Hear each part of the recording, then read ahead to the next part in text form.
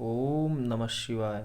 वैदिक सनातन में आपका स्वागत है। श्री शिव महापुराण में विद्वेश्वर संहिता के 18वें अध्याय का श्रवण करेंगे। इस अध्याय में बंधन और मोक्ष का विवेचन, शिव पूजन का उपदेश, लिंग आदि में शिव पूजन का विधान, भस्म के स्वरूप का निरूपण और शिव के भस्म धारण का रहस्य, शिव एवं गुरु शब्द की व्युत्पत्ति तथा विघ्न शांति के उपाय और शिव धर्म के निरूपण के बारे में जानेंगे। ऋषिगण बोले, हे सर्वज्ञों में श्रेष्ठ, बंधन और मोक्ष का स्वरूप क्या है, यह हमें बताइए। सूत जी बोले, हे महर्षियों, मैं बंधन और मोक्ष का स्वरूप तथा मोक्ष के उपाय का वर्णन करूंगा। आप लोग आदर पूर्वक सुने।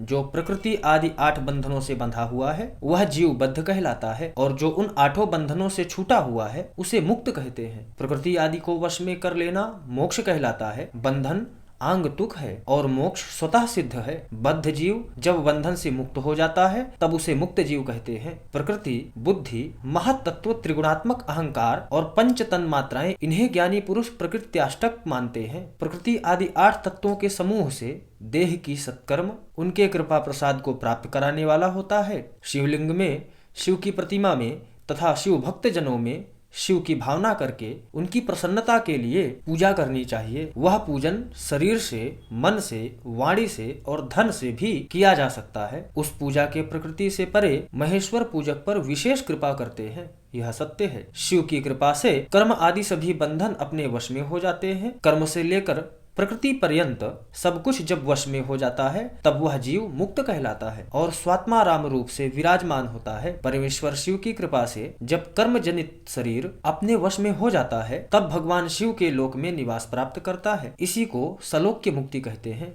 जब तन मात्राएं वश में हो जाती हैं तब जीव जगदम्बा सहित शिव का समीप्य प्राप्त कर लेता है। यह समीप्य मुक्ति है। उसके आयुध आदि और क्रिया आदि सब कुछ भगवान शिव के समान हो जाते हैं। उस समय भगवान का महाप्रसाद प्राप्त होने पर बुद्धि भी वश में हो जाती है। बुद्धि प्रकृति का कार्य करती है, उसका वश में होना साष्टी मुक्ति कही गई है। पुनः भगवान का महान अनुग्रह प्राप्त होने पर प्रकृति वश में हो जाएगी। उस समय भगवान शिव का मानसिक ऐश्वर्य बिना यत्न के ही प्राप्त हो जाता है। सर्वज्ञता आदि जो शिव के ऐश्वर्य हैं, उन्हें पाकर मुक्त पुरुष अपनी आत्मा में ही विराजमान हो जाता है। वेद और शास्त्रों में विश्वास रखने वाले विद्वान पुरुष इसी को साध्य मुक्ति कहते हैं। इस प्रकार लिंग आदि में शिव की पूजा करने से क्रमशः मुक्ति स्वतः प्राप्त हो जाती है। इसलिए शिव का कृपा प्रसाद प्राप्त होने के लिए तत्संबंधी क्रिया आदि के द्वारा उन्हीं का पूजन करना चाहिए। शिव क्रिया, शिव तप, शिव मंत्र, शिव जप, शिव ज्ञान और शिव ध्यान के लिए सदा उत्तरोत्तर अभ्यास बढ़ाना चाहिए। प्रतिदिन प्रातः काल से रात को सोते समय तक और जन्म काल से लेकर मृत्यु पर्यंत सारा समय भगवान शिव के चिंतन में ही बिताना चाहिए। सद्यो जातादि मंत्रों तथा नाना प्रकार के पुष्पों से जो शिव की पूजा करता है वह शिव को ही प्राप्त हो जाता है। ऋषिगण बोले, हे सुब्रत, आप लिंग आदि में शिव जी की पूजा का विधान बताइए। सूत जी बोले, हे द्विजों, मैं लिंग की क्रमशः यथावत वर्णन करता हूँ, आप लोग सुनिए। वह प्रणव ही समस्त अभीष्ट वस्तुओं को देने वाला प्रथम लिंग है। उसे सूक्ष्म प्रणव रूप समझना चाहिए। सूक्ष्म लिंग निष्कल होता है और स्थूल लिंग सकल होता है। पंचाक्षर मंत्र को ही स्थूल लिंग कहा जाता है। उन दोनों प्रकार के लिंगों का पूजन तप कहलाता है। वे दोनों ही लिंग साक्षात मोक्ष देने वाले हैं।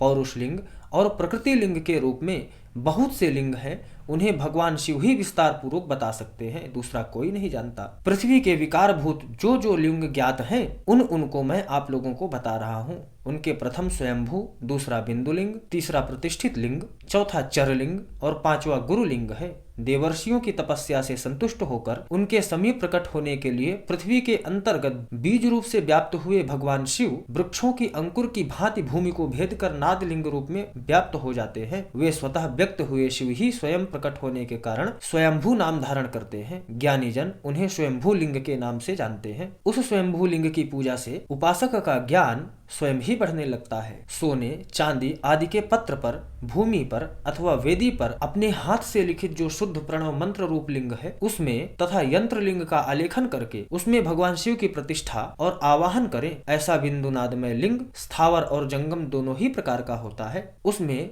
शिव का ध्यान, भावनामय ही है, इसमें संदेह नहीं है। जिसको जहाँ भगवान शंकर के प्रकट होने का विश्वास हो उसके लिए वही प्रकट होकर वे अभीष्ट फल प्रदान करते हैं। अपने हाथ से लिखे हुए यंत्र में अथवा अकृत्रिम स्थावर आदि में भगवान शिव का आवाहन करके 16 उपचारों से उनकी पूजा करें। ऐसा करने से साधक स्वयं ही ऐश्वर्य को प्राप्त हो जाता है और इस साधना के अभ्यास से उसको ज्ञान भी प्राप्त होता है।